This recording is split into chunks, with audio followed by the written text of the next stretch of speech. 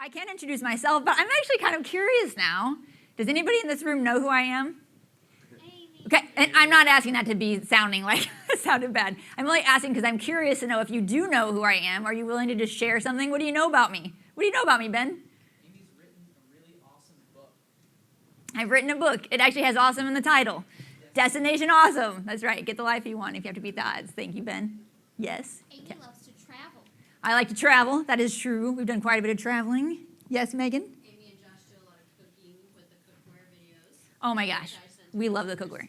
I've had my cookware for 30 years now, you guys, and it still looks amazing, works amazing, no problems. If you don't have it, you should have it. Get it someday. So it's good to do. I've actually had other reps come to my home and say, I don't know how to present cookware. I don't know how to use it. So can you show me? So we just cook together, teach, and then they go out and they sell more. And what's funny is like Patton came to our house one day for that, and he was like, I don't like carrots, and I don't like broccoli. And I'm like, fine, but we're still going to make it because it's a whole thing. You make the whole thing in one pan. And then after he ate them, he's like, actually, I do like carrots, and I do like broccoli because when they're made right, they're actually good, right? When they're not made right, they're not so good. So, yes, cookware. Okay, anything else you guys want to share? Because if not, I'll give you a little bit of background, and then we'll get started. Pam, do you have anything you want to share? I was just going to say you're super smart at what you do. Oh, she says I'm super smart. Did you hear that? Genius. I'm a genius. Just kidding. So here's what it is. Just so you guys know, I'll just give you a really brief background because if you don't know me, I feel like it makes sense for you to at least have some idea who's in here speaking to you. I sold Cutco for 3 years during college, right? Graduated college with a 3.98 and no debt, which I was super excited about because my FSM pay paid for my college, which was awesome, right? Because I was on my own paying for school, by the way. And because I come from a really poor family, which you'd know if you read Destination Awesome, right, Ben? Anyway, so I sold 3 years for college, graduated college, opened a branch office that summer. I was like number 2 in my division as branches. I did all right. I wasn't the best branch ever. Then I was a division office manager for another couple campaigns. Then I was a district manager for about 6 years. We did well as a district manager. We won standard of excellence, went to P banquet, that kind of stuff. For any of you that know what district manager is all about. And then I worked at the region for 6 years. So in our region, which is Southwest region, Austin is where the headquarters are. So I worked there where I mainly worked with our FSM Elite group, helped plan, of course, our NET regional events, and then also helped train new managers that were going out to open offices, and then just anything else that Lloyd needed help with because he was our region manager. And then, basically, after all that time, I was like, I think I want to write a book and speak. So that's what I did. I left Cutco, but I was still supporting Josh's business. So Josh Mueller is my husband, and I was always supporting the back end of his business, CRM, marketing, that kind of stuff, right? While I was doing my own stuff. So I was speaking for a couple of years. But then while we were, essentially what happened is Josh Mueller had one of the best reorder rates in the whole company. So his client list was continuing to buy more and more Cutco, not just the one-time purchase and gone forever. And so we started teaching at different conferences, right? Here's what we do to get repeat business from our client list. And that included things like CRM, marketing, that kind of stuff, like good customer service. And every time we'd go out and teach it, everybody was like, that's great information, but I really don't want to do it myself. I'd rather you do it for me. And we were like, but that's not what we do, right? So we did that for a couple of years of teaching at different regions and divisions and national events and still having people say, like, please just do it for us, right? So that's when we eventually were like, okay. So that's actually when I stopped speaking, right, and came back to serving Cutco. And we opened Best Action, and that's how we serve reps. So that's why I'm here, is basically I've been with Cutco for a very long time. I have a very good idea of what you guys do in your business. And so we actually even built the CRM because reps were asking for it, not because we had the idea. People were asking for a CRM built for what Cutco reps wanted at the time. And so we stepped in and had it built. And it's been great because it's a really good program, really is helpful. At this point, we've got people who are saying to me things like, I don't know how you could actually be successful selling Cutco without this system, right? It really does help. And I think you probably could be successful selling Cutco without a CRM, but if you want to get to the point where you want your repeat business to really grow, then I think you'll need a system like this. It doesn't have to be our system. You don't have to be in Vast Action CRM. The reason it's nice to be in Vast Action CRM is because Cutco does feed the data to it, so you're not having to hand enter everything, right? We have that partnership with Cutco. But beyond that, you could work with any CRM. And anything I teach you today, by the way, you can use probably in other CRMs that have similar features, but I'm just going to be teaching on our CRM and how we use it, because that's what most reps are using, right? It's kind of the power of being in the same CRM as a lot of other people, is that then you can sort of crowd share wisdom, right? If everybody's in a different CRM, it's a little bit harder to do that, but a little easier when we're all working in the same system. So does anybody have any questions before we start? Okay. Before we get started really quick, can I just see by a show of hands in this room who has ever logged into their CRM? Okay, well that's good. Most of you have at least logged in. If you're in this room, raise your hands if you've ever used tags. Do you use tags at all in your CRM? So like a third of the room. What about, raise your hand if you've ever gone in and scheduled your own email to go out from the CRM. So again, probably like a third of the room, right? And then, I'm trying to think of what else would be kind of the most common things. Sending emails, updating a contact. Have you guys ever gone in and updated a contact in your CRM? Like either changed their email address, their phone number, any of that kind of stuff, added a wish list, there's so much you could do. Is anybody using tasks? Like setting future tasks to do? Again, okay, small portion of the room. But so these are all the things. I prepped this message where I can go through, if you guys want to, the most common features that are used and how to use them, okay? I'm also open to, if you guys wanted to not do, like, that's just a very, like, here's how to use tags, here's how to do this, here's how to do this. I will do that for sure. That might be the best route if so many of you are new to it. But I also would like to leave time for Q&A in case any of you are like, here's what I really want to know how to do that I don't know how to do. Right? I don't want to take up the whole time, which is things I've planned. But I'm happy to start there. And then if you want, you can either just raise your hand as we go and ask questions, right? Or I can just save till time at the end and we can go through more stuff then. Before I get into too much of this too, let me just say that the thing about a CRM is that it's not necessarily one way that you have to do things, but I'm going to cover the way that most reps are doing things because, again, it doesn't necessarily make it the way you have to do it, but because so many reps use these fields the same way, it's a lot easier than when you reach out for support or you reach out to a friend who's in the CRM to ask them how they're doing it when we're all doing it the same way. Does that kind of make sense to you guys? It's a lot easier to teach this stuff if I'm teaching you one way that we all do it versus here's the 10 different ways people do things of the same thing, right? That would be a little bit overwhelming, I think. So that's what I'm going to show you, the stuff that I think is most useful, that gets used the most, and the way that it's generally used. That doesn't mean you have to do it that way. That's the point. If you already have a way you're doing something and you don't want to do it this way, totally fine. I'm not telling you you have to change it, okay? Okay, so let's talk about tags, which I've got it set up where I can actually go into the CRM and show you guys stuff too, right? So we'll probably toggle back and forth with those. But tags are generally used to subcategorize people, right? So you have all the people in your CRM. And you have to know, by the way, a big thing about CRMs is that they always say, there's something you hear in the tech world where they say good data in, good data out. Give you an example. There's times where people will be like, hey, Kevin, I want to send a sale email. And then Kevin's like, I want to send a sale email, but I want to remove all the people with orders recently, right? But if you didn't if those orders weren't in the CRM, do you understand how you wouldn't be able to remove people with recent orders if the CRM doesn't know they have recent orders because the orders aren't there, right? I know that seems really rudimentary, but I've had people call me before and be like, I want to do this. And I'm like, cool, here's how you do that. And they're like, oh, but I don't put that data in there. And I'm like, well, you can't do it if you don't put the data in there, right? The data has to be there. Lucky for you guys, orders feed in. So that's kind of a bad example because you're not going to have to put them in. It's going to feed in for you. But in other cases, it'd be different. So tags are a way to subcategorize people, right? Because you have everybody in your CRM.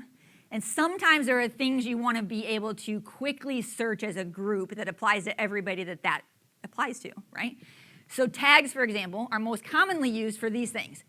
Events attended, so like if you sell a home and garden show. Let's say you sell Austin Home and Garden Show. Usually when someone either meets you at that show or buys from you at that show, they'll get a tag in your CRM for Austin Home and Garden Show. Why does that help you for later? Anybody have any idea why that's useful for later? 100%. Because the next time you work that show a year later, usually what you're doing is you're pulling a search of a radius around where that event is to invite people. But you're also pulling the tags, because sometimes people come from outside of that radius. But you want to make sure if they were at your show before that you invite them back. When you get to the level, like Josh and other people, where you're sending out free tickets, where you're actually saying, hey, Cassie, I appreciate you as a customer. This show's coming back up. Here's a free ticket for entry, so you don't have to pay for admission. We do that. But we're sending those to people who bought at that show before, not just anybody, right? That makes the most sense. And, by the way, if you meet someone at that show, and let's say they don't buy right then, but they sign up for sharpening, aren't you going to call them later, get that scheduled, right?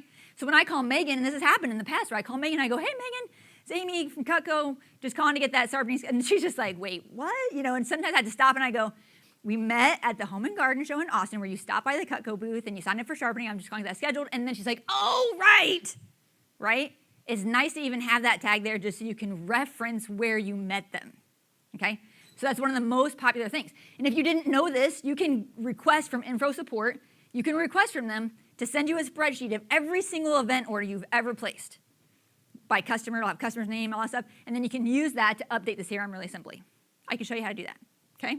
So it doesn't have to take very long to do it. That's how a lot of people do it if they're not doing it manually.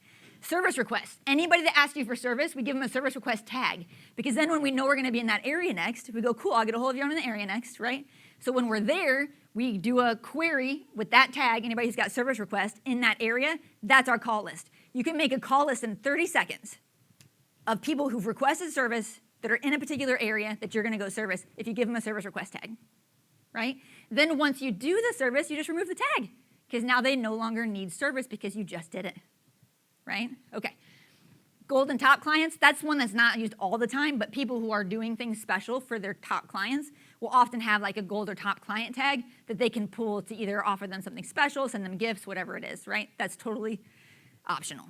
The do nots are all of these. So when a customer says to us like, hey, we've had a customer say to us like, you can call me, you can email me, you can text me, don't ever send me mail. She's like, I don't like that we kill trees. I don't want any paper in my mailbox. Do not send me mail, right? That's what she said. So we give her the do not mail tag, and then anytime we're pulling a mailing list from our CRM, we exclude anybody who has said do not mail me. Same with texting, same with emails, same with any of that stuff, right? So we have tons of do nots, as you can see there. These are actually screenshots out of Josh's CRM system himself, okay? So you've got the service requests. You've got stuff like cookware client. People that buy cookware from us, we give them a cookware client tag, because then if anything ever goes on special for cookware, we can at least reach out to those people immediately and be like, hey, by the way.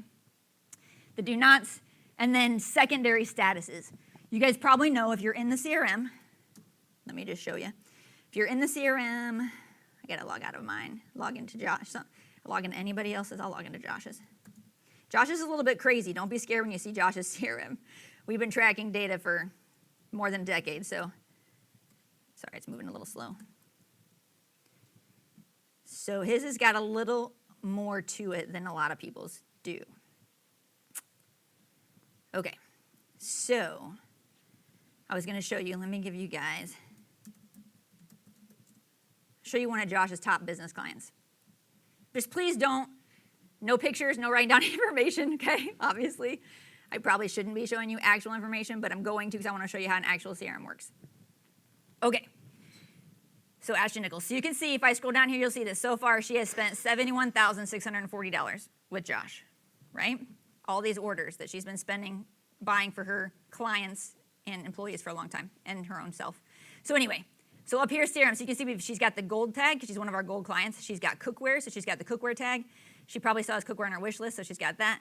She's a red Cutco owner, so she's got that tag, and she's got the secondary status, because the regular status is right here, right? You've got customer versus prospect or whatever, and the type is right here. Business gifts, real estate, residential, whatever. So we have her listed as a business gift customer, but she also is a residential client. So that's why over here, when I was showing you guys this, right, she's got the secondary status, because she's a residential client and a business client. And we want her to pull in any search we pull, whether we're pulling for business to send out like a business sale offer, or whether we're pulling for residential to send out like a residential sale offer. So she gets both statuses, right? So we use tags for ourselves as a secondary status. There are some reps who will create a secondary status field in their CRM and use it there. You can do it different ways, but again, it's just the idea of keeping the data. I didn't say this, I should have said this at the beginning, but do you guys know how much sales are happening right now per year to repeat customers? If you had to guess the top rep in Cutco last year, how much do you think they sold to just their own client list last year, like repeat orders? Any idea? So Rob Robinchek was the first rep to do more than $1 million in just repeat business for the first time, right? Because he's the guy that sells the most business gifts right now in the company. And there are other reps like Josh, Mike Dowd, Bert, Seth, Brandon Brown, who are all selling like $500,000, $600,000, $700,000 a year to just their past clients, not even new customer acquisition. They're doing both. That's why they might sell like 700 to past customers, but 1.1 million total, right?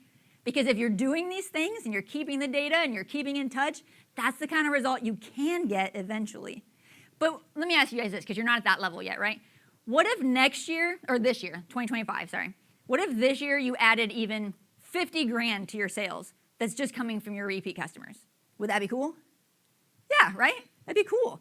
You got to start somewhere, right? Josh's first year doing stuff with his customers, I think with catalogs, fall catalogs way back in the day, and I think he barely profited. He probably sold like 4 grand or something. Nowadays, he's selling 700 grand a year to people on his client list, so it's crazy. It can get there. You just got to start somewhere, okay? So that's tags. Tags are super easy. So if you're in your CRM, to add a tag, all you got to do is type in the tag box. Now, see how when I type state, these pop up? There's a reason for that. That's because in the past, in the CRM we had before we built this one, like if Josh worked the State Fair of Texas, one year, our assistants or Josh or me would write State Fair of Texas, and then the next time we entered an order, it'd be like STFX, and then the next time we did it, it'd be like State Fair of TX, and the next time we did it, it'd be like SF of Texas. It was always different. So then if you wanted to go in and query people from that event, you were searching like 10 different names of that event because it was written so many different ways. It was ridiculous. So instead, we made them auto-populate. So as soon as you have something in there like State Fair of Texas, as soon as you start typing it, it'll auto-populate, just like service request. So you just choose it. Now it's the same tag every single time and easy to search, okay? So if you put the tag on the account, and if you want to take a tag off the account, you just hit the little X, super easy, just deletes it. Put it back on, really easy, just like that. So now if I'm going to go find that group of people, so right here, if I go to query, just to give you an example, I'm going to go to custom fields. Ooh, there's a handout. Hey, is anybody in the back of the room willing to like grab a stack of handouts on the back table and just get them out to everybody in here? Is that possible? Thank you. I totally forgot about that. I have a cheat sheet for you guys. I'm going to give it to you right now. It'll really help with the queries. Okay, you're welcome. So if I go to custom fields and then I go to tags, and then I choose, for example, gold and hit search, then you'll get a result. This is how easy it is to work with tags. There's 231 accounts in Josh's system that have a gold client tag, right? That's how easy it can be, right? Look at this, and I'm going to show you a different query. Let's say I wanted to go and find out who is a service request. Service request. Whoops. Service request. So if I'm Josh and I'm like, okay, so I have the first line of my query says, tags is service request. You can't see that, but it is. And then I hit the little plus that was right here, and it gave me a second line to the query, right? So now what I'm going to do is I'm going to go in and go, if I'm Josh and I'm like, I'm going to actually work in this particular area today, then I do postcode, which is another word for zip code. Let's say it's within 20 miles. Say he's working in this zip code area, and I do a search. Let's see if there's anybody. So 31, that's what I was telling you earlier. That's my call list. If that's the day I'm doing service calls in that area, that's my list of people who've requested service or within 30 miles of that area. That's really easy. Now I call those 31 people and go, remember you asked me for service? I'm ready to get it scheduled. What's your calendar look like, right? And you get it scheduled. Super, super easy. Okay. So before I move on from tags, do you guys have any questions about tags? Anybody have any questions about tags? No. Okay. Whoops. Sorry. Yes? So the tags are different than the service field that you had when you were showing the status? They're just completely different things? Yes. I think I understand your question. Let me go back. So, like if I go back into, let's say we go into this person's account. I don't know what this one's going to look like because I just chose a random person. So this is a residential customer, right? You guys can see those right here. Customer number, residential customer. And here's the tags that they have. Service request, right? Cookware wish list. They're on the wait list for our SSE event in Austin, et cetera, et cetera. So I think what you're asking is, are you asking like, is tags different than? Status, because you had residentials and realtors, or like residential and the business person, the Nichols. Yeah, that's just because she has two. So like if they only have one status, they only get one in these fields. So like if this person's a residential customer, which this person is, they don't have a secondary status. So she's a residential customer, that's all she is, right? So she just gets a normal status. But if she comes back and buys business gifts, and so now we know she's a residential customer and a business gift customer, or let's say she expresses interest in business gifts, so she's a business gift prospect, then that's where the secondary status will say business gift prospect. Because what we do then is when we send emails out to, let's say we're sending like a business gift email sale offer or something, then we'll go pull everybody in the system who has business here, but we'll also pull everybody who has business here. So they can have both and get either marketing. Pam? The status can be a tag. It can be, yes. So these, by the way, these fields, so here's the difference, by the way. Tags are generally a subcategory of everybody, whereas residential, like the status and the type, right? Status is either customer or prospect usually, but it can also be like former customer, inactive, whatever, once you get to that point. Residential is usually residential, realtor, business. Sometimes it's like personal contacts. You can put stuff in there too. These should be there for every single person. Here's the thing I would say to you guys that I would ask you to do. You should have every single customer labeled as either residential, realtor, or business, and labeled as either client or prospect, right? So it's like 100% of your CRM should have those two things labeled, whatever they are. So that's where that's more of like a main field, and then the tag is more of the subcategory. It's like the only reason we use tags for statuses is just not to create more of these field statuses up here, but we could. We just use these as secondary statuses. But generally, a tag doesn't apply to everybody in the account, usually. It just applies to a portion of the people in the account, if that makes sense. Here's what I like about tags, too. Tags also export. So if you ever go and pull a list and export it to work on like a CSV or Excel, the tags will show up in that export. So you'll be able to see what tags they have in the exported list as well, assuming you export that column. Yes. Did that answer your question? It did. Okay. I was going to ask, so you also mentioned inactive customer. Would that just be like be grim if someone passed away? Yes. In fact, and the reason that is, by the way, I'm glad you bring this up because here's an important thing you guys should know. Let's say you have a customer reach out to you and go, because we've had this before, they're like, I'm 80 now, my spouse passed away, like I don't really cook anymore, like I'm probably not buying any more Cutco, you can take me off everything, right? Some reps will go delete that account from their system. Or another example is a customer who just says, I just don't want you to market to me anymore. Just take me off all your lists. Some people will just delete that account. Here's why I would say never delete an account. Instead, it's better for you to make notes on that account that says, do not email, do not text, do not this, do not that, and then even mark them as inactive, which is what we do, so that we don't pull them in our queries for marketing. Because what happens is since the data feeds are a thing from Cutco, when something changes on that account at Cutco Corporate, it feeds to you again. So like if they send Cutco back for sharpening, you get a history note in your CRM about what they sent back for sharpening, so you have that information. If they change an address on file with Cutco, it's going to get an address change thing and it's going to feed to you. So if you delete the account and then it feeds back in without you knowing it, now you're possibly pulling them again in searches, not knowing that you're doing that, and marketing to someone who said, take me off all your lists. Does that make sense to you guys?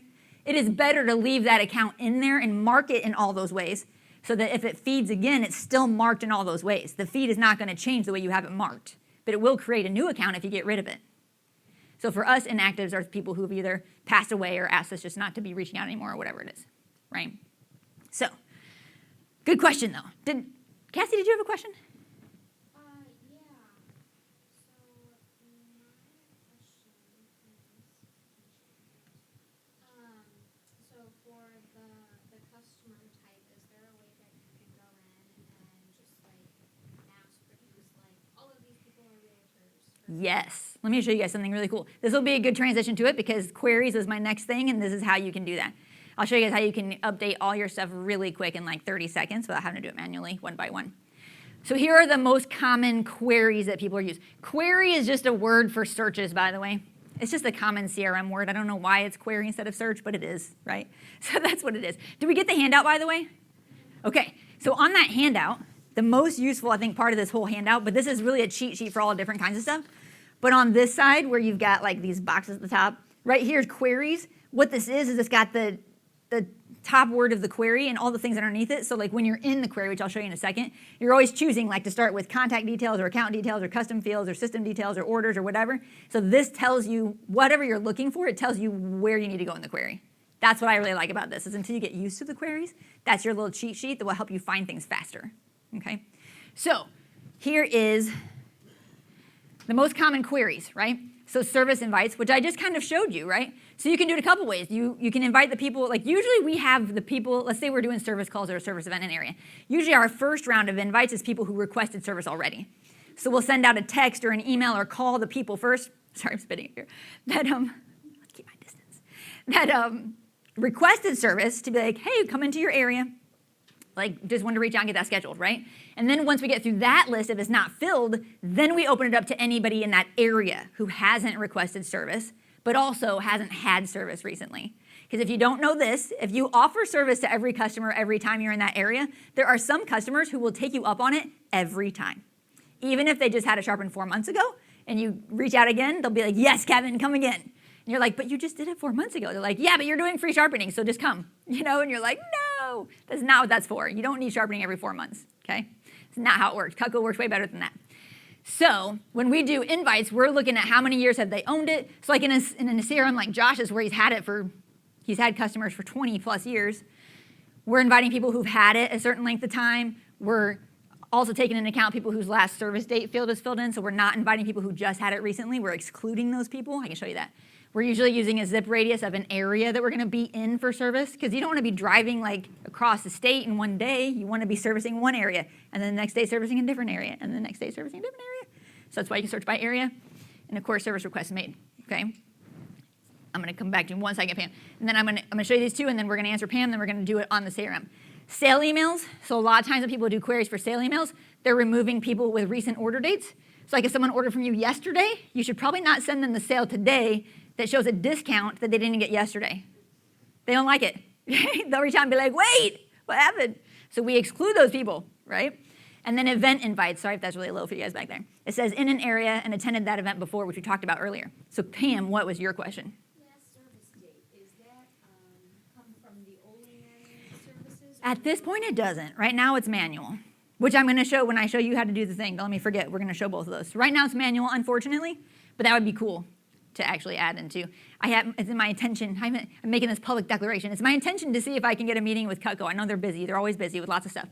To maybe update a few things about the feeds, because we've had the feeds for a decade now, and like last week I even posted on Facebook pages for revs. I was like, we're all talking about automation, like what automations do you want? And just so you know, every automation everybody asked for was actually a feed thing. It was like, I want this to feed in, I want this to feed in, I want this to feed in. Like, I'm like, okay.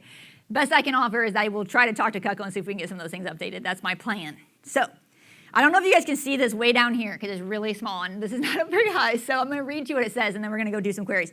But here's the important stuff to know. So exclusionary tags are lists. So it's good to know not only who you want to invite, but who you don't want to invite to things, right? You should have exclusions and inclusions when you're thinking of these things. Date fields, what you need to know about the date fields in the query for the CRM is that if you're ever searching a date field, like last order date, last service date, that kind of stuff, it's only searching for accounts that have something in that field. That means, let's say you have 1,000 people in your system, and let's say 50 of those people have a last service date. If I go in to search, like everybody with the last service date that was within the last 2 years to exclude them, it's only searching in those 50 accounts because the other 950 accounts don't have a date in that field, so it's not even looking at those.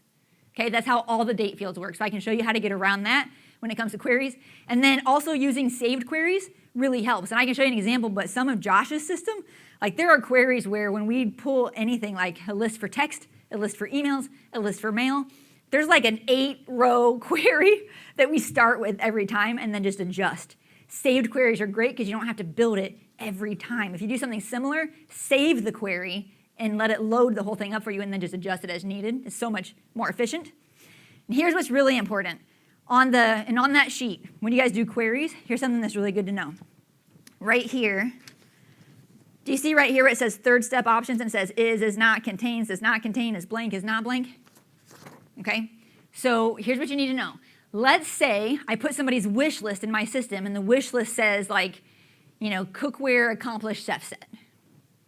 And I want to go in later and search that. If I go in and I search in the query that the wish list is cookware, it's not going to find that account because what I put in the account is cookware accomplished chef set. And is an exact match. It's looking for only the word cookware, right? But if I use contains, the search contains cookware, the wish list contains cookware, it'll find it because it'll find anything that has cookware in it. Cookware accomplished chef set, cookware fry pans, cookware whatever. Does that make sense? That's the difference between is and contains. So like if you're ever searching by address, for example, if you do it is, like my address is P.O. Box 1300. So if you do it is, P.O. Box 130 and forget a 0, it won't find it. But if you do contains 1300, it'll find it, right? Okay, so that's just really good to know about queries. Okay, so let's go try one. So I'm going to show you, actually, Cassie, because I can't do it, and Josh's because his is already all labeled. Can I use yours? Yeah, sure. Okay. I'm not typing that slow. It's just moving that slow. Okay. Come on, CAPTCHA, let me in. I don't know why. Oh, I didn't do it.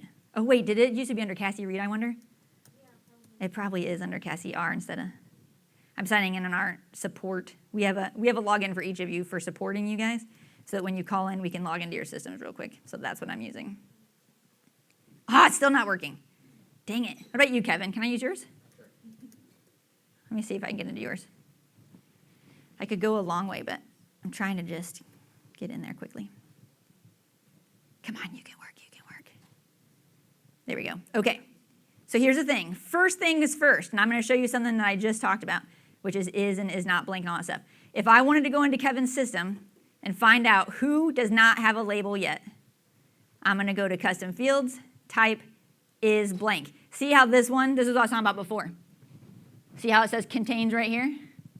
Contains, not contains, is not, is, whatever. If I do is blank, so if I say to the system, show me anybody whose contact type is blank, it's going to show me anybody in that system that is not yet labeled as residential, realtor, business, because there's no type chosen. That field is blank. Does that make sense to you guys? So he's got 1,025 that are not labeled yet, right? Here's the easiest way to do it, Cassie. You go in here and you leave that first row is blank, and then you go to the second row and you do orders, order type, because the order type feeds in. So if I do order type as business gift and do search, he's got one person in his account who has a business gift order on file that doesn't yet have a label of what type of customer they are. The question I have for you right now is, do you want me to go ahead and label them business? Okay, so because it's one person, I'm just going to do it this way really quick.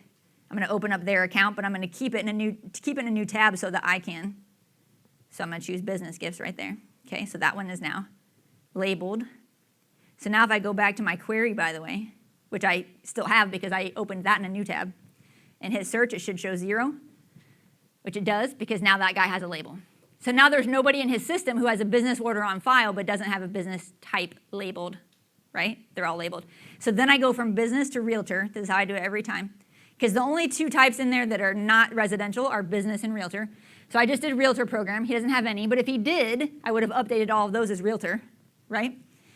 But I don't even have to search the rest because all these other types of orders are all residential. Regular order, fair and show order, gift, registry order, house order, catalog order, all those order types are residential, okay? So my question for you is, are you okay, Kevin, if I show them right now how to update all the other 1,100 people in your system as residential? Sure, yeah. Okay. Okay, which if you want, I can even take it a step further. Let me add one more line to the query, and I'm going to do last order date is not blank. So I'm not labeling anybody who doesn't have an order on file. So my query now says, show me anybody whose contact type is blank, because I don't want to overwrite anybody who already has a type. If I didn't do that first, then if he had people labeled as residential or business and I didn't use that line in the query, it would pull them too, and then I might be overwriting data. I don't want to do that. I just want to add data where it isn't yet, okay?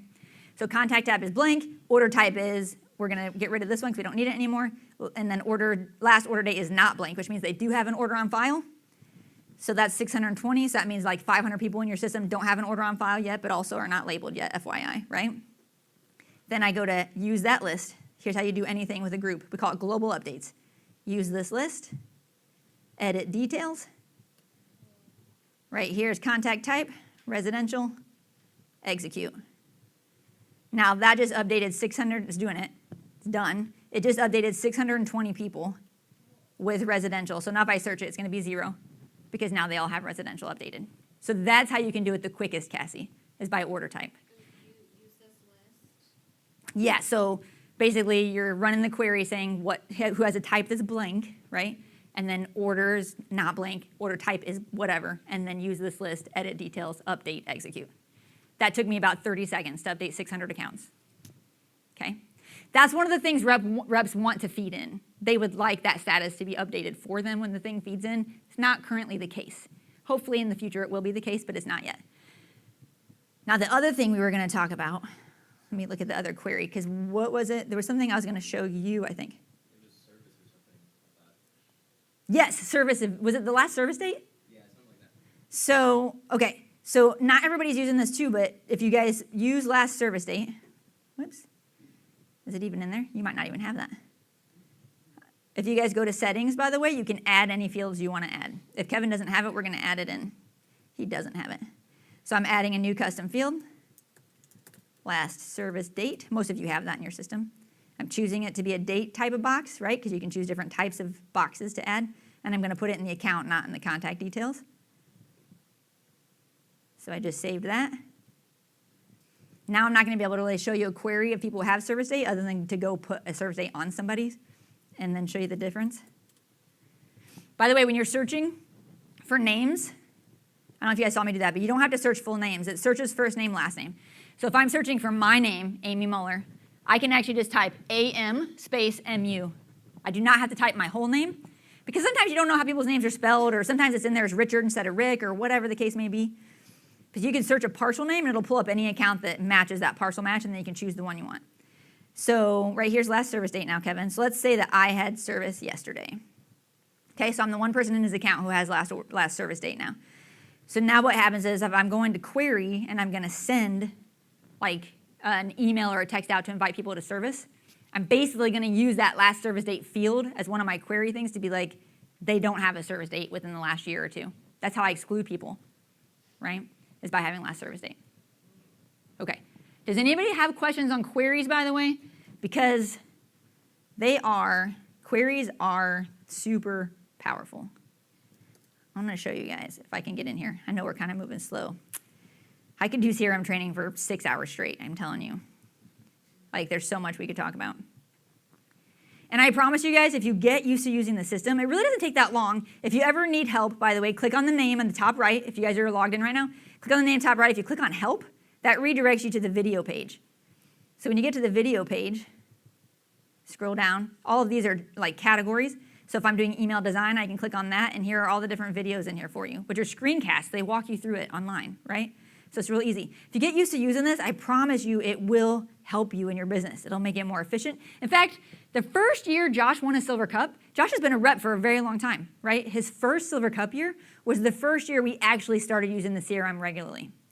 His second Silver Cup year was the year we started doing consistent value-added marketing every single month. And then other marketing on top of that was his second Silver Cup, because these were huge growth years for him, right? And then his third Silver Cup came when not only was he using all of that, but then he also had an assistant helping him do a lot of the admin and different things like that so that he could focus more on sales, right? Leveraging his time. Those are the three biggest moves Josh made on the years where he had Silver Cup wins, because if you use this stuff, it really, really does make a difference. So in Josh's system, again, if I go to like execute saved query and do base for mail, for example, this is what loads up on my saved query for base for mail. So that's a 3-line query. If I do base for service, whoops, I didn't mean to do that. Hope I didn't change that. Base for SSE invites. This is why I'm saying saved queries can be really helpful. So that's where it starts. So his service invite list is basically like, I'm going to send an email, so I need to know the email is not blank. The status does not contain, it's things like does not contain inactive, former customer, whatever. The postcode is within whatever mile radius of whatever zip code he's going to be doing service in.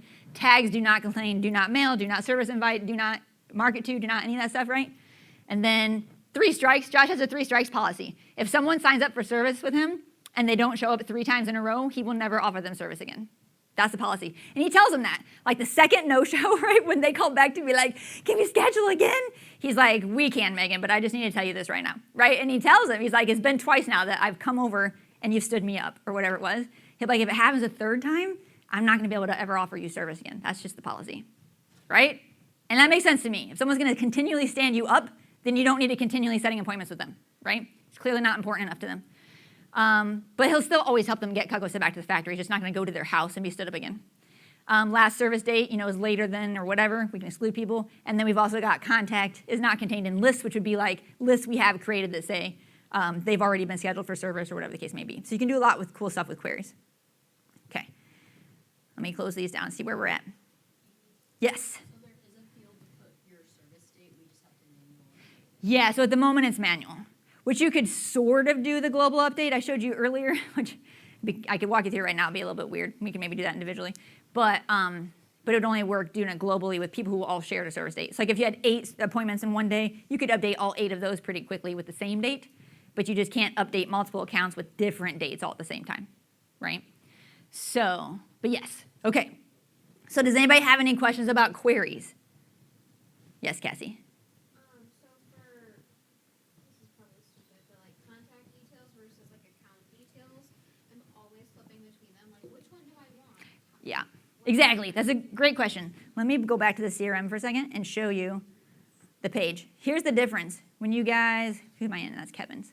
I'm going to click on this person. Okay. I have no idea what it's going to look like, but here's the difference. Contact details are this box right here. It's names, phone numbers, emails. When you click this open, it's got birthdays, anniversaries, that kind of stuff, right? This is all contact details. This is all considered account details. So company name, company phone number, company email, the addresses, that kind of stuff's all under. And also I think these 2 fields, the description and the notes, are under account details also.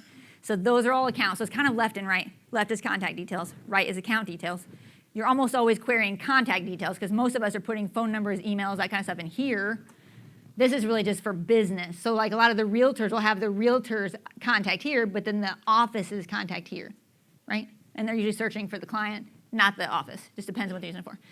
And then these over here are your custom fields, right? Status, type, customer number, tags, all that really is found under custom. But that's why the cheat sheet helps you too until you get used to it. That's what they're for. But yes, that's exactly why. Because we've had people do it, they'll be like, I'm not getting any results. They're querying account details, like email is not blank. And I'm like, but they're all under contact details, right? Okay. So this, if you guys can see this, right? These are the most common used contact page fields. Customer number is the assigned customer number by Cutco Corporate, by the way, not by you.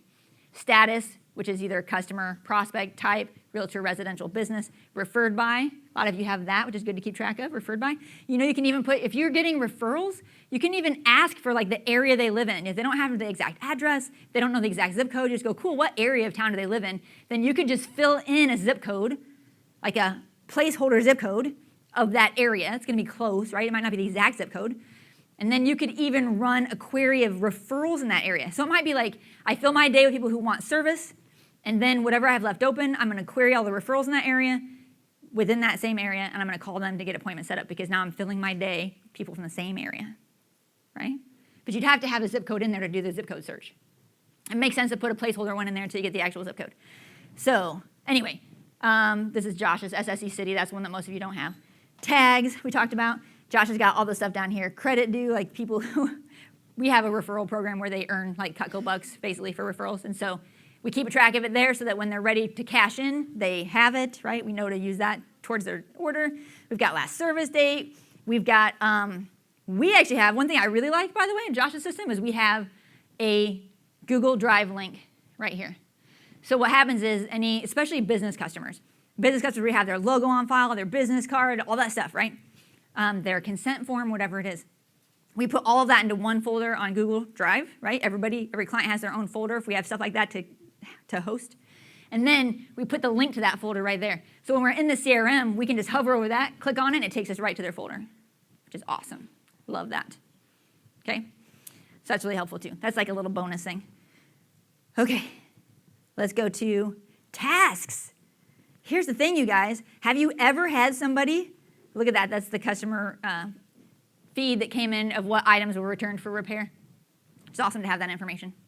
Have any of you guys ever had a customer ask you to call them back at a certain time? And like, have you ever accidentally not done it? Because that's like, right? That's really bad. If you want to have good customer service, we've all done it, by the way. I'm not judging you. We've all done it. That's why tasks are so helpful. Tasks are like the first time Josh actually started having it where nothing fell through the cracks. Because anytime a customer says call back, or even if they don't say like call me back, but they go like, oh, I think maybe next year we'll add on the cookware, or whatever it is, right? We go in and we set a task for the future. So like whatever they say, you go in here and you just put upcoming event. You can give it a date, like what date you're going to follow up. So like it's February now, I could be like, I'm going to do this in June, I'm going to do this in March, I'm going to do this next week, I'm going to do this whatever the thing was, right? You put a little description in here of what you're doing. You can give it an event type, you save it. What's really cool about the tasks is that even if you're not logging into your CRM any particular day, you're going to get an email from the CRM that says, here are the tasks that are due. They don't want you to forget, right? So you're never going to miss what you're supposed to get done because, it's, at least if you're keeping an eye on your email, or logging into your CRM each day, because it's the first page you see. Do you guys know what the first page you see is when you log into your CRM? Who knows? You see the tasks that are due. That's right. When you log in, the first thing that pops up is the tasks that are due in your CRM, which Kevin doesn't have any set right now. If I go to Josh's, just to give you an example, let's see what happens. Josh's account has, it's because of user, sorry. If I go to the task page, I'll give you an example of what an account looks like when you're doing a crazy amount of follow-up with people. So Josh's CRM currently has, ta-da, come on, search. It's thinking. It's going to be a lot. So 393 future tasks set. It's not as bad as I thought. I thought it could be thousands. I've seen accounts with thousands, right? It's great, but those are all, and red means it's past due, by the way. But those are all tasks that are set to be followed up on in the future, whether that's someone who asks to call back for an order or to follow up about sharpening or whatever it is, right? And history notes, so tasks are future, and as soon as you check a task off, it's done, it moves it to history. History is the past. Do you know why history is important? Does anybody have any guesses to how having history notes can help you? What do you think? I know Josh has said that in the past if someone's like, wait, you haven't gone ahead and reached out to me. Then Exactly. like, nah, fool, I got you 3 times. Exactly. He said customers will come to an event and like ask for service, and then he will, for the course of a year, he'll like email them, text them, all the things, right? Call them, and they never reply. And then when they come to that event next year, they show up all huff and puffy, and they're like, I was here last year. You never got, and he's like, I'm so sorry. Let me just take a look. And he opens up his account, and he's like, actually, we texted you 4 times, we called you 3 times, we emailed you 7 times, but we never got a response. And they're always like, it's funny how they just back right now, and you're like, oh yeah.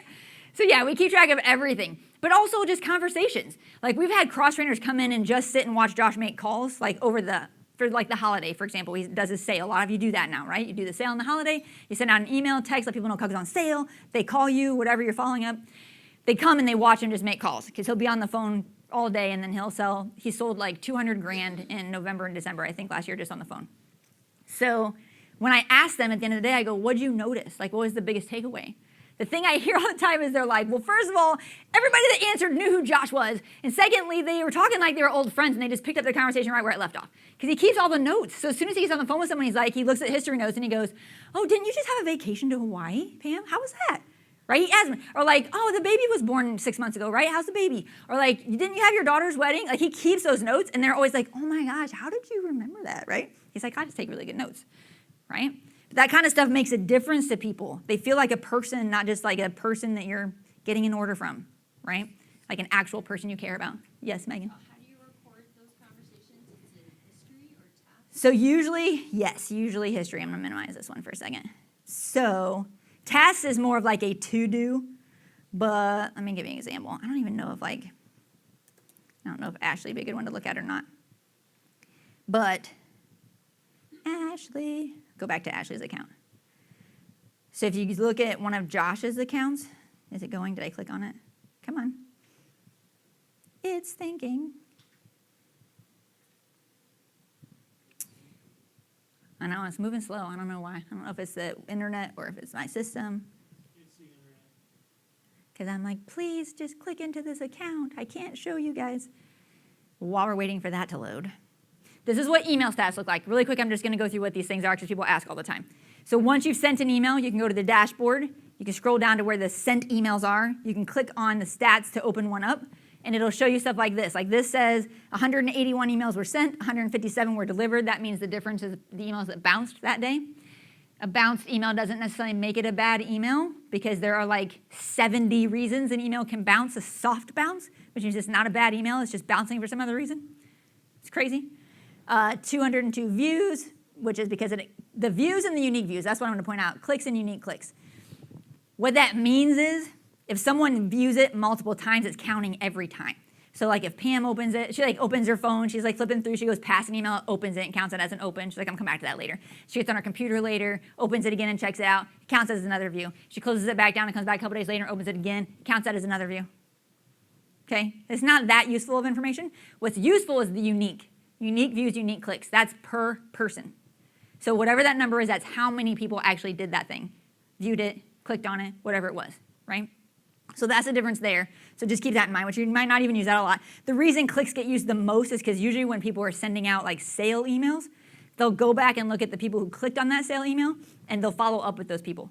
Even if those people didn't reach out to them to say, hey, I'm interested, give me a call. The simple fact is we go, hey, if we send an email that shows like, hey, Cuckoo's on sale, click here to view like, products and prices or whatever, or just click here to visit the website or whatever. If they click on it, that usually indicates some level of interest, right? Because if they had no interest, they just trash it or not click at all.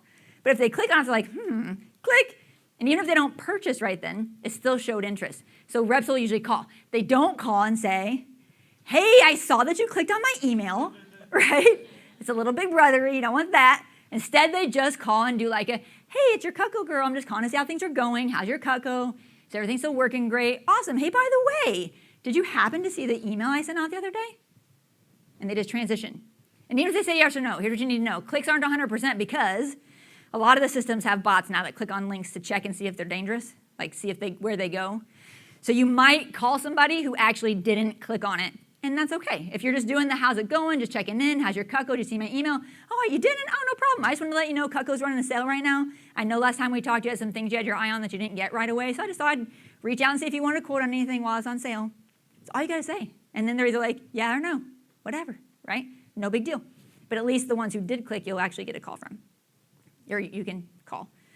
And they tend to sell more. I guess that's the point, is the sales ratio on calls went up when people started using clicks as a way to call people versus just any random person on your list, because they indicated interest by clicking.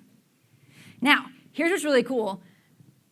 This comes in handy sometimes. If you go to email stats, like I showed you before, there's this little spot right here that says get link. If you click on that, it'll turn into this, where now there's a link here. That is a web view of that email. The reason that's helpful is because sometimes there have been times where people will grab that link and text it to somebody, because if they click on it to open it, now they get the full email on a web page. Does that make sense?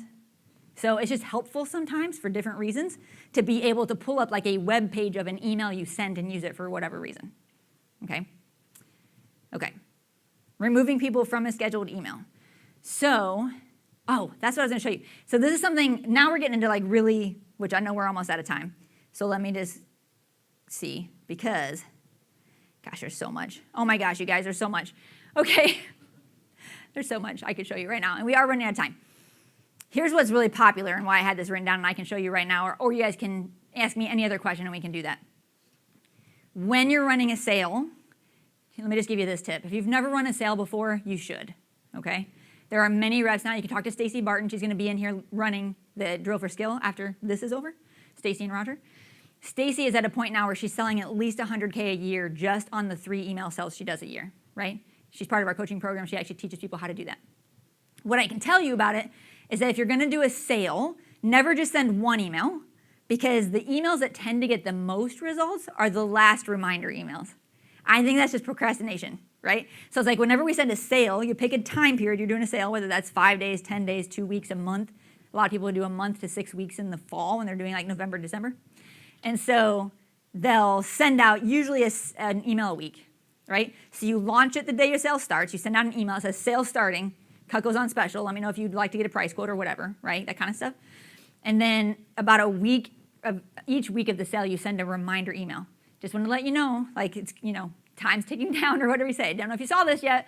What's funny is you usually get your biggest results the closer it gets to the end, right? Most people are like, because they kind of like, and it's funny because when Josh calls them, so often I hear him say, he'd be like, hey, Pam, how's it going, whatever, and they'll be like, she'll say, oh my gosh, I've been meaning to call you. I'm so glad you called. It happens all the time. And he's like, well, I'm glad I called you, right? She was probably never going to call him, by the way, ever, to place that order. But the fact that he called her, she was like, oh, I'm so glad you called, okay?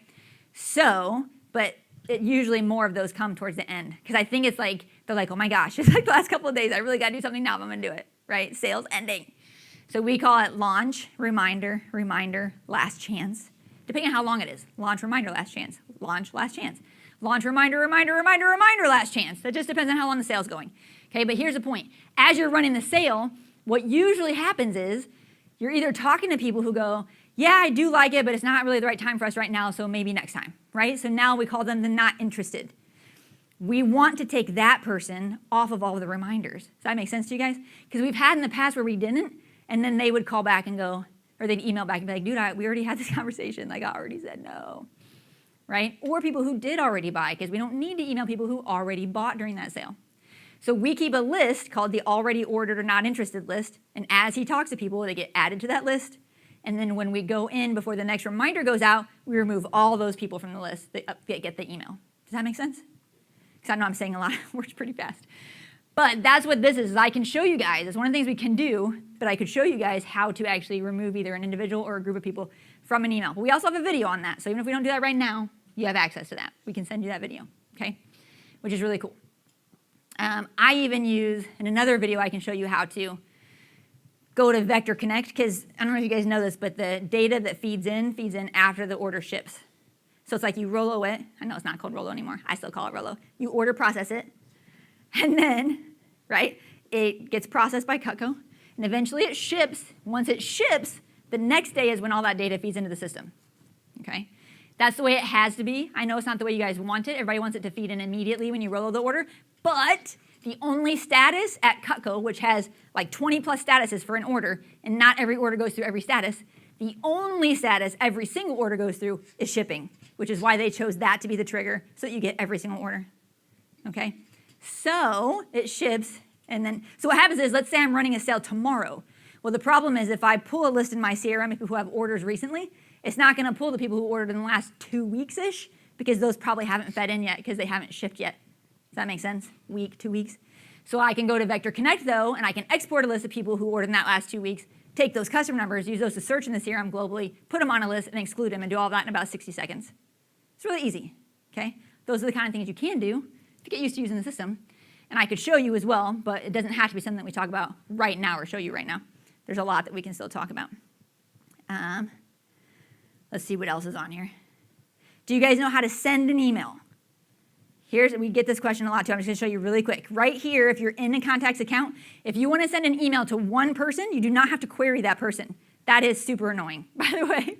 I bet people call me and be like, and then I show them and they're like, oh my God, it's so much easier, right? And I'm like, I know. So if I'm in Ash's account, I want to send her an email, I can click on this little button right here, which if you hover, it says email, and it'll redirect me to the email sent page where she's already been chosen. Like the email sending platform is the same every time, no matter how you're sending an email. Once it loads, I'll show you. But there. Usually you'd query right here and add them to recipients, but she's already loaded as a contact because I just came from her page as send an email. So I just click add to recipients, step 2. Now I can load the email in. Let's say she asked for factory instructions. How do I send my Cutco back to the factory? Boom.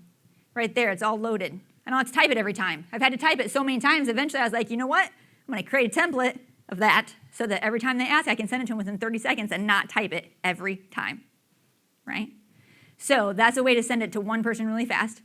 If you're sending it to multiple people, you can just hover over marketing, click on send email. It's gonna redirect you right back to that email sending page. Now I run my query, so let's just say I was running this query, whatever it is, right? Then it pulled 250 people, I can do add contacts to recipients, step 2, and again, pull the email in, and then get it ready to send out. That was one of our business content emails. That's how you email all of us. Correct. So if I send you guys an email to be like, hey guys, quad folds are on sale if anybody wants to do quad fold order, trifolds, whatever it is. Yes, I go in my CRM where I have all of you, and I pull you in that query, and then I send you the email that goes, hey, if you're interested in quad folds, we're doing a sale right now. Right, that's all it is. We don't send out a lot of emails like that, but we try to let you guys know. I think one of the most powerful things about Vast Action, just so you know, in general, not just the CRM, but the company, is that we're very much in the know of what's current, right? Because Josh is part of our company, And we're very close with many of the other top reps like Bert and Seth and Kelly and all those guys, right? And so we're constantly hearing from people what they are doing that's working and what they want. Almost every tool we offer is because a rep reached out to us and said, will you make this? And we're like, sure. So we made it. That's where quad folds came from. That's where special sheets came from. That's where all that stuff comes from, okay? We don't just come up with it. Reps come to us and say, this is a great tool. We want this. And we're like, great, okay? So part of the power is that we can group source things for you guys. So like when we do quad folds are kind of expensive because it's thick paper, it's made well, that's what the printers charge us. So when we do a group order, we're able to leverage the quantity of multiple reps doing it together to get all of you a lower price. That has been kind of the power of Vast Action since we started, is that we are part of your community. We have very close ties with the community, so we always know what's going on. We're trying to create things that help you guys, and we're able to offer you deals because of the community doing it at the same time together. I think that's great. If you were out there just working with anybody, you can work with anybody. You're just not going to get that same kind of thing because you don't have the other reps providing that community thing for you that we try to provide, right? That's our goal, is help you guys as much as we can in the ways that you ask us to help you. Okay, so that's how you send an email. And then email design, I'm probably not going to, that's just actually how to send an email. Bumping your email limit. Let me show you guys that really quick, because sometimes, I think we're the only CRM that offers this, by the way. This is actually one of the few things I came up with on my own, because when we built the CRM, I had used CRMs before ours as well. And so I also knew the things I didn't like. Here's the thing I really don't like about most CRMs, is that most CRMs charge you a monthly fee based on the number of contacts you keep in it, right? Whether you're doing anything with those contacts or not. So like in Josh's case, he's been here for so long that he's got like, I don't know, 20,000 contacts in his CRM, but there's really only like 8,000-ish that are engaged that we communicate with regularly. Those other 12,000 are in there, but they're so old. It was like pre-email, pre-cell phones in some cases, right? We don't have that information, unfortunately.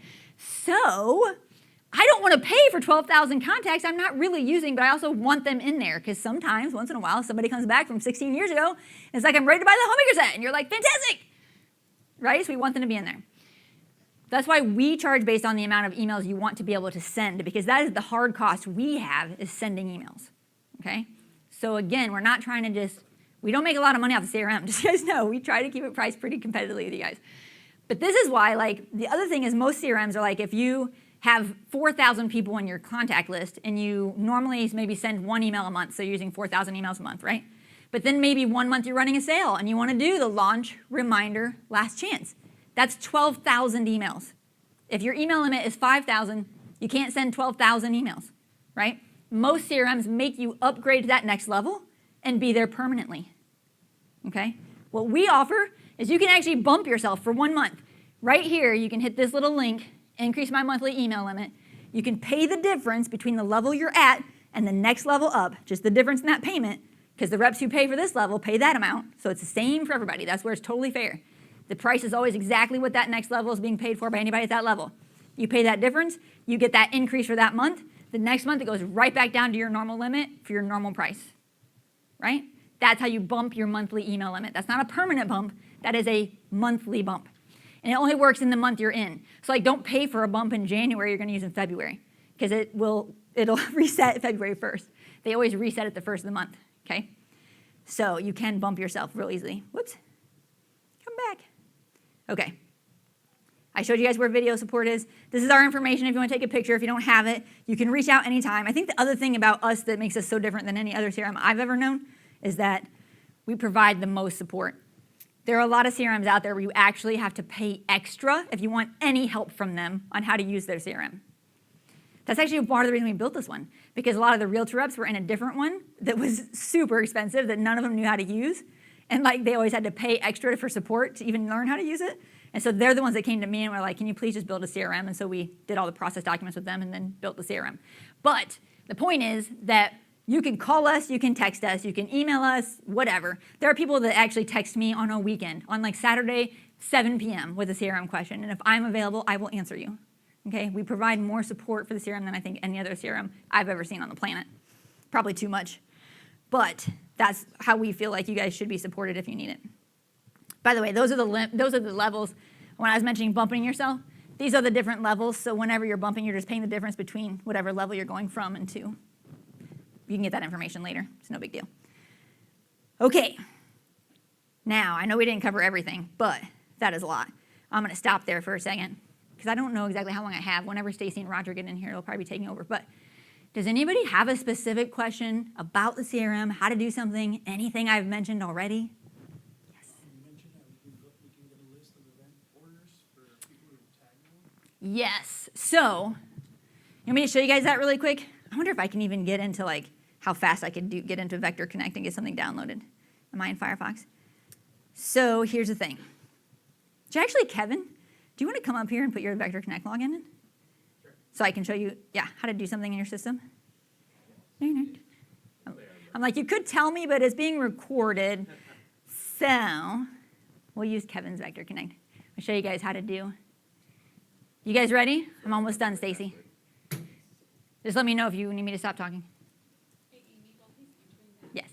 Quick question. So is there a way to, like, because there's so many different templates that are already set up, is there a way to do like a one-time purchase or something like that, just to load some basic templates for like beginners?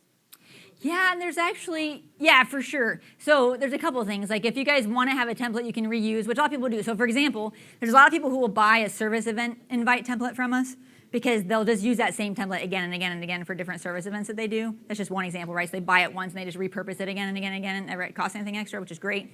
So we have a lot like that. If you reached out to say like I wanted one that was like looked like this, we could help create it and then you'd just be able to reuse it again and again. There's a few, thank you. There's actually a few we usually load when someone creates a new account that's really more of like a setup that you just go in and change the images to and the text and stuff. So that does exist. But if you're looking for something specific, I would just reach out, like let's talk individually. So here's what I wanted to show you guys. Let's say if I'm Kevin, and let's say I'm getting ready to run a sale. So I go to my account, I go to my orders, because I want to view recent orders. Let's say that I'm only pulling, because today's February, right? Let's say I only want like last couple weeks of orders, so I go show me all the orders after January 20th. Down here now, that's what it shows, 23 orders. So I export this list. Here's what's cool. This is how you can do global updates using stuff from Vector Connect 2, which is one of my favorite features, actually, because it's so handy. So I go to my orders. Now, you see right here on this list of Kevin's orders, right here's the customer numbers from Cutco. If you guys don't know what customer numbers are, every customer gets assigned a customer number from Cutco. It never should start with V. V is temporary. They assign a real customer number after they get through certain order processing things. So V is a temporary number. Don't use V. Where was I for Kevin's? Is this Kevin's? Nope, that's Josh's. So now I go into Kevin's account. Here we are. I'm going to go to lists. I'm going to create a new list. I'm going to, use an advanced search option right here. Paste a list of customer numbers. I'm going to paste that in there, search that. I'm going to title it Recent Orders 2325. I'm going to add all those people to the recipients. I'm going to hit save. So now I have that list of recent orders right here. So now if I was going to go send an email that said like, hey, Cutco's on sale or whatever, but I wanted to exclude them, then in my query, I can just go to list, contact is not contained in, and I can choose that recent orders right there. And it has removed everybody. So the list it pulls now is going to be everybody else in his system that's not on that list I just created. But did you see how I just went to Vector Connect, downloaded a file, in about, 60 seconds, created an entire list that I could exclude from a sale of recent orders because those orders probably haven't fed in yet. You're a wizard. I'm telling you guys, I know I get excited. I'm a data person, so, I get it. I'm the one that looks at stats. I help divisions with stats, all kinds of stuff. And I'm like, there's so much power in data. Not everybody's a data person. Some of you are probably in here being like, please shoot me right now. This stuff is not my thing. You're like, CRMs and data and whatever, not my thing. I get it. But you need to learn just a few basics at least because it can really help your business. I promise you. It's useful stuff. It's really good. And when you get to a point where I don't know, we run queries that are 10 steps deep because we're really delving down into they're on this list or not on this list and they have this or this is the order date and this is the type and this is the whatever and last service date. And it's you can really segment your list in such powerful ways to have messages go out that are really specific to certain people and do it really quickly because you have all the data in your system, right? Okay, let's take one last question, then we're going to turn it over to Stacy and Roger. Anybody have any last question about the CRM? Did I bore you? Did I blow your minds? What do you think? I was going to ask, my mind is blown. Is there videos for things, assuming that... Yep. Who remembers? Where do you go to find the videos? You guys remember? Video library. Yes, but you go to your, so in here, you click on your name right here. You go to help, and that redirects you. And most of what I covered today is on video. So like if you want the global updates are like taking a group of accounts and updating them all at once. That's a global update, so you could watch a video on that. If you want to do query videos, here's different query based on location, query based on task, query based on order info, whatever, multi-step queries. If you want to look at tags, I think they're listed here of, it's probably on a customer's account.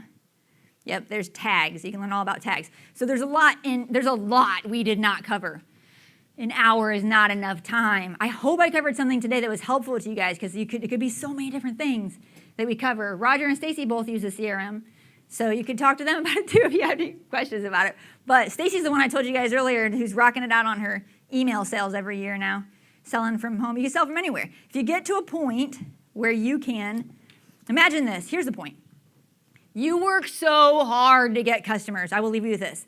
It takes work. I remember, I was a rep. I understand the see someone, do a demo, do the closing, handle objections, write up the order, ask for referrals, make calls, set appointments, do demos. I remember that. That was back when I was a rep. Now there's events, there's federal, there's realtor, there's business. There's so much more now than there was when I was a rep. But the point is, no matter what you're in the programs, you work hard. If you're working events, you're dragging your booth, putting it in your car, setting it up, doing the event, dealing with all the negative stuff you have to deal with. People like not even looking at you. You're like, how's it going? They're just like, meh. And you're like, all right, nice to see you too. So you're like, awesome. I get it. It's hard. Here's what you have to realize. You put all that effort into customer acquisition. Do you know that if you ask any study that's been done, it costs less and it's easier to get orders from a customer you already have than it is to acquire new customers. I'm not saying you should stop acquiring new customers. You should do both, right? You should do both until you get to at least a 10,000 person customer list size, because a 10,000 customer list size will do a lot for you in this business. You could probably sell as much as you want per year with not a lot of work when you get your list of 10,000 people, okay? The point is, imagine that you could work anywhere. You could go take a trip to Hawaii for a week and be calling customers from Hawaii and selling Kako. You could go take it. We have friends that are like, one of our friends went to Australia for like months, and she's a realtor rep, and she was still just calling customers and placing orders over the phone while she's in Australia. If you get to a place where you're using your systems and you're getting sales from your repeat customers, there's a lot you can do. There's a lot of flexibility you can have to work from anywhere at any time because you have that customer base supporting what you want to get done. Does that make sense? But you have to start. You have to communicate consistently. You have to like really listen to them, right? Take notes. If you ask a customer, have you ever seen our cookware? And they're like, oh yeah, I already have, Salad Master. I don't need cookware. And you don't make that note, and the next time you see them, you're like, have you ever seen our cookware? They'll be like, actually, I told you last time that we have Salad Master or whatever. And the next time you see them, it's like, have you ever seen our cookware? They're gonna be like, dude, like, how many times do I have to tell you I don't want your cookware, right? Like, that happens sometimes. That's happened to me with other vendors calling me. And I'm like, are you even taking notes? We've had this conversation 3 times. I've already said no, right? Don't be that person. Like, take a note. Make sure you know what you're doing with each person. It's not really that hard. But you need a system for that, and that's why we created this system. And it actually is a really great system. It does a lot of great stuff. And I didn't show you everything today. There's a lot more to it, but hopefully you got something out of today. And I will get off stage and let Stacey and Roger come up. Thank you. Sorry.